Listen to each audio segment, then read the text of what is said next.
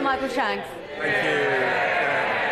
Thank you, Madam Deputy Speaker. And can I begin by thanking honourable and right honourable members who have participated in this extremely wide-ranging debate this afternoon. I particularly want to pay tribute to all those members across the House who gave their maiden speech in this debate. Thankfully, the member for West Aberdeenshire and Kincardine has already run through all the constituency names, so I don't need to do that again. But I do want to highlight specifically some of the really emotional contributions that we heard from honourable members, particularly the member for North East Hertfordshire, Eastleigh and Stratford and Bow, who spoke so passionately, as many did, about their pride in the communities, but also the importance of this moment in this decisive decade to tackle irreversible climate change. There will come a point in this Parliament where we won't have debates that are dominated by maiden speeches, and I have to say I'm going to really regret that, because every time I sit here I learn a lot more about the country that we live in, and thank you for sharing your own communities with us this afternoon. This has been a thorough and interesting discussion of the principles behind this bill and the establishment of Great British Energy. The UK faces immense challenges, from energy insecurity and our over-reliance on volatile fossil fuel markets to the cost of living crisis and a climate crisis. And this government is determined to address these challenges, with clean energy being a key part of the solution. Other countries have already seized the opportunity of publicly owned energy generation companies, which has left Britain behind. Unlike previous governments, this government is committed to the benefits of public ownership in the UK, and we want UK citizens and taxpayers to own parts of our infrastructure too. Great British Energy will drive clean energy deployment, boost energy independence and generate benefits for all parts of the United Kingdom. It will deliver for the British people, creating good jobs, delivering profits and demonstrating international leadership. I'm going to carry on just now because we have a very short time to finish.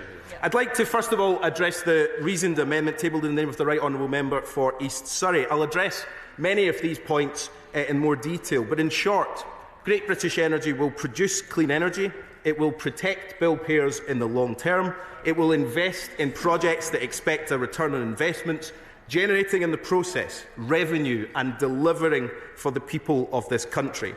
And we will manage the transition in the North Sea in a way that is prosperous and just and enables our offshore workers to retrain into the industries of the future in a long-term, sustainable way. I would urge the House to vote against this so-called reasoned amendment tonight. Turning to some of the specific points, and I'm sorry I won't be able to get to all of them because of very little time. We've already announced a substantial amount of detail on GB Energy beyond this bill itself, including publishing its founding statement, announcing the first major partnership with the Crown Estate, confirming that it will be headquartered in Scotland, and appointing Jürgen Meyer as the start-up chair. This bill is the next stage of Great British Energy's journey, giving it the statutory footing that is needed to deliver on our ambitions. The bill is drafted to help establish Great British Energy and sets the necessary legal framework.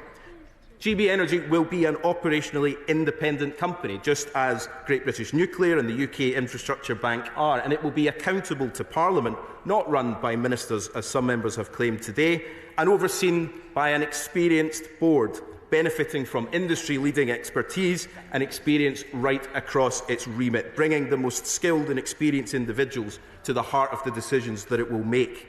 It will not be a trading fund, as suggested by the honourable member for Angus and Perthshire Glens. Instead, as I've already said, it will be an operationally independent energy company that owns, manages and operates clean energy projects. And I suppose, perhaps, for the honourable gentleman, the confusion arises from the fact that the SNP's commitment to set up a publicly owned energy company hasn't come to anything at all. I think it's been 7 years since it was announced. And of course, only this week, the Scottish Government drew down even more money from the ScotWind inheritance to plug the gaps in their day-to-day spending. We've heard from the honourable gentleman already. There were multiple questions in this debate about how Great British Energy will lower bills and when taxpayers will see a difference. And it features in the reasoned amendment tabled by the party opposite.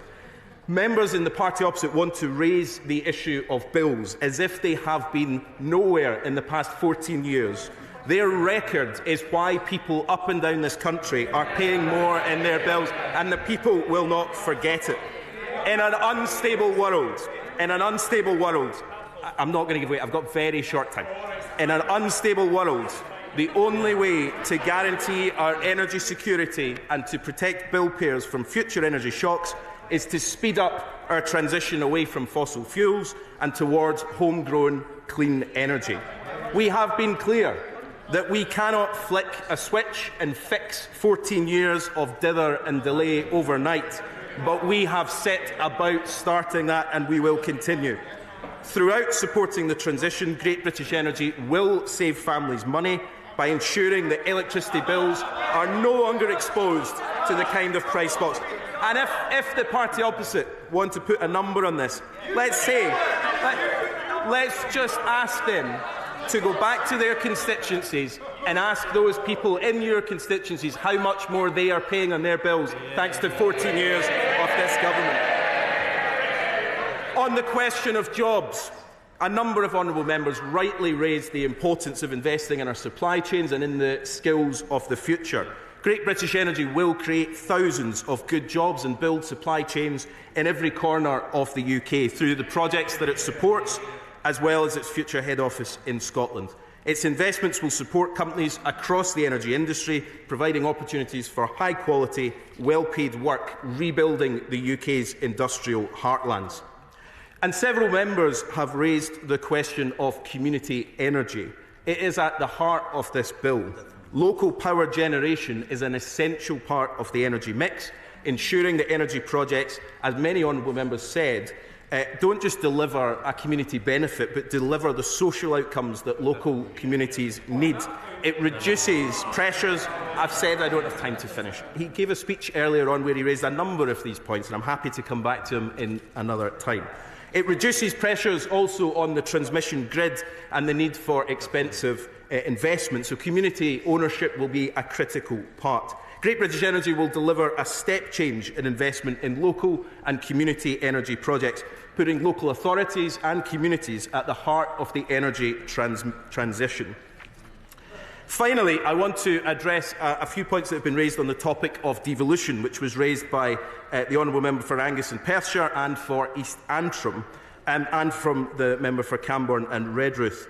Great British Energy is intended to support all parts of the United Kingdom and will help ensure that every part of this country has a role to play in delivering our energy independence. We've been engaging regularly since we came into government with the devolved governments on this bill and on a whole range of other issues to reset the relationships with the devolved administrations. And I hope that soon the devolved governments will indicate their support for the bill by passing motions of legislative consent. In conclusion, Madam Deputy Speaker, one of the government's 5 driving missions is to make Britain a clean energy superpower, and at the heart of that mission is Great British Energy. This is a bold idea, overwhelmingly backed by the British people, by people who voted Labour, who voted SNP, who voted Conservative, who voted Reform even. Surprisingly, there were members who voted for those parties. This is an idea that has the public's support. It will speed up delivery of the clean energy we need. It will deliver the next generation of good jobs with strong trade unions helping to re-industrialise all parts of our nation. It will protect family finances. It will learn the lessons of the past and allow the British people to reap the rewards of this transition. I urge the House to support this bill today and bring a fully operational Great British Energy one step closer to reality. I commend this bill to the House. Order.